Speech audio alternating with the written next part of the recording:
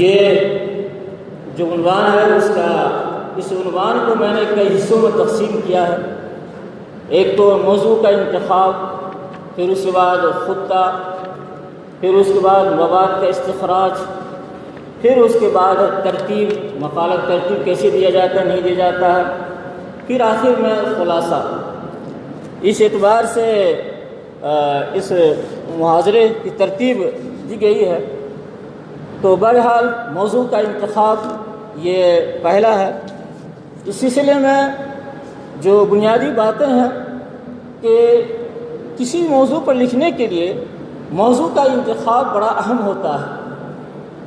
آپ کا موضوع جتنا پرکشش ہوگا، جتنا ہی زیادہ جاذب نظر ہوگا، جتنا ہی زیادہ چھوٹا ہوگا، اتنا ہی زیادہ لوگوں کے دلوں کو چھوئے گا، لوگوں کے دلوں میں جا کر وہ جانشین ہوگا اور لوگ اس کو پڑھنے کے لیے آمادہ ہوں گے۔ جس طرح سے کسی انسان کے چہرے بشرے کو دیکھ کر ہی وہ آگے وہ قدم بڑھاتا ہے، اس سے بات کرنے کو تیار ہوتا ہے، ٹھیک اسی طرح سے مضمون کا بھی حال ہے۔ آپ کا عنوان جتنا ہی زیادہ عمدہ پرکشش ہوگا، اتنا ہی زیادہ جاذب نظر اور لوگوں کے لیے پڑھنے کے قابل ہوگا۔ اس لیے عنوان کا انتخاب بڑا اہم ہوتا ہے۔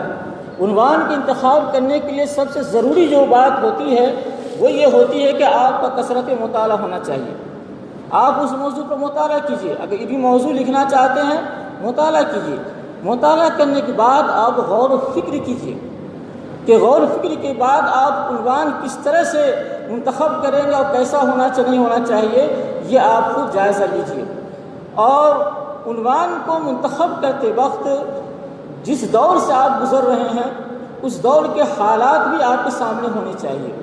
ایسا نہ ہو کہ جس دور میں ہم زندگی گزار رہے ہیں اور عنوان کچھ ایسا لے رہے ہیں کہ اس دور سے اس عنوان کا کوئی تعلق ہی نہیں ہے، تو پھر آپ کی محنت رائگاں جائے گی اور وہ محنت مؤثر نہیں ہوگی۔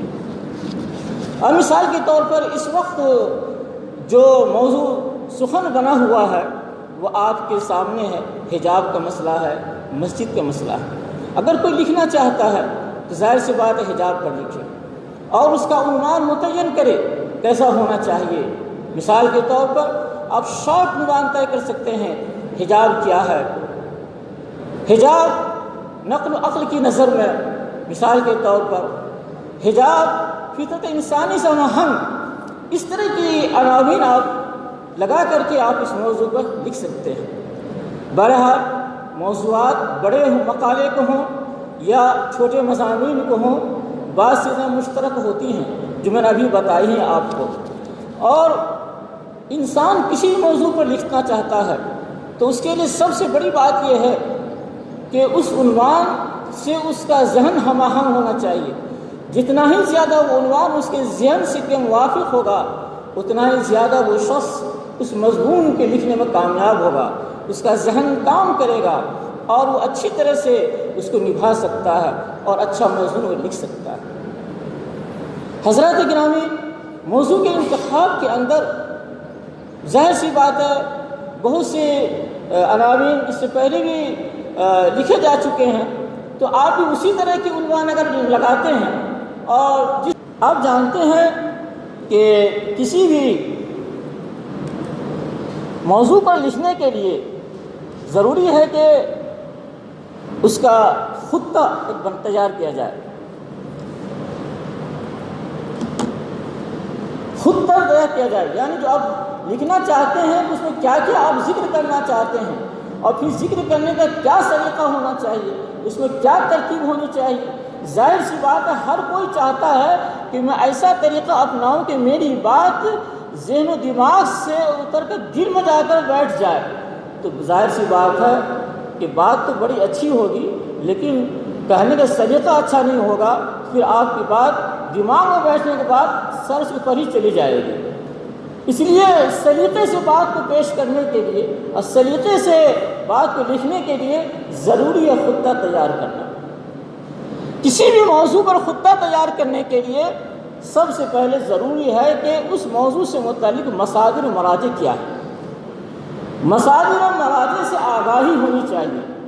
اگر آگاہی نہیں ہوگی تو ظاہر سی بات ہے آپ اس موضوع کا حق ادا نہیں کر سکتے۔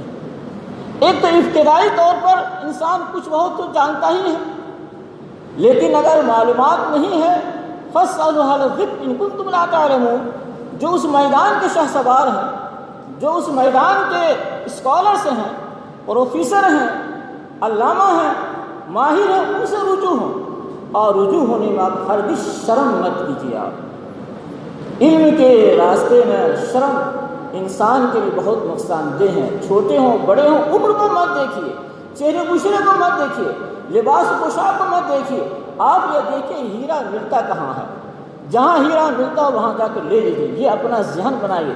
خود ما صفا ودع ما کذب انظر الی ما قال ولا تنظر الی من قال، اس اسوے پر آپ عمل پیرا ہوگی۔ اسی طرح سے جب مصادر معادل سے آپ کی آگاہی ہو جانے کے بعد مطالعہ کرنا پڑے خطہ بنانے کے لیے، اور جب مطالعہ کرنے کے لیے آپ بیٹھیں گے خطہ بنانے کے لیے، تو ظاہر سی بات ہے اگر آپ حالات حاضرہ پر لکھنا چاہتے ہیں تو حالات حاضرہ سے آگاہی حاصل کرنی پڑے گی۔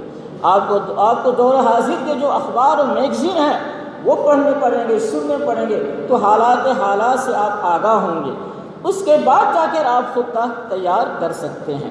اور پھر یہ بھی دیکھیے کہ جس موضوع کو میں سلیکٹ کرنے جا رہا ہوں واقعی اس موضوع کی اس وقت ضرورت ہے بھی کہ نہیں ہے۔ ایسا نہ کہ بلا ضرورت میں لکھوں اور محنت ہماری ضائع ہو جائے تو پھر کوئی حاصل نہیں ہوگا۔